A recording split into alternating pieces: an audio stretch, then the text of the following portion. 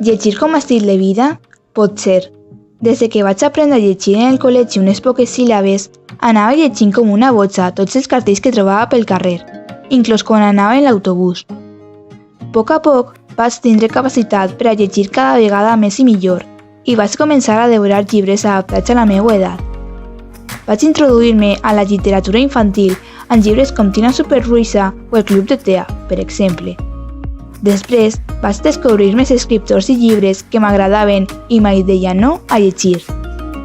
Sempre que entro a una llibreria o vaig a la fira del llibre, em perd mirant tantes obres que em passaria les hores mirant-les.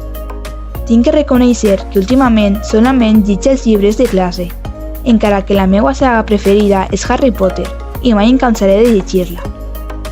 Però m'agrada molt anar a la biblioteca i agafar algun llibre o que la meva cosina, que és professora, em deixi i recomane grans obres.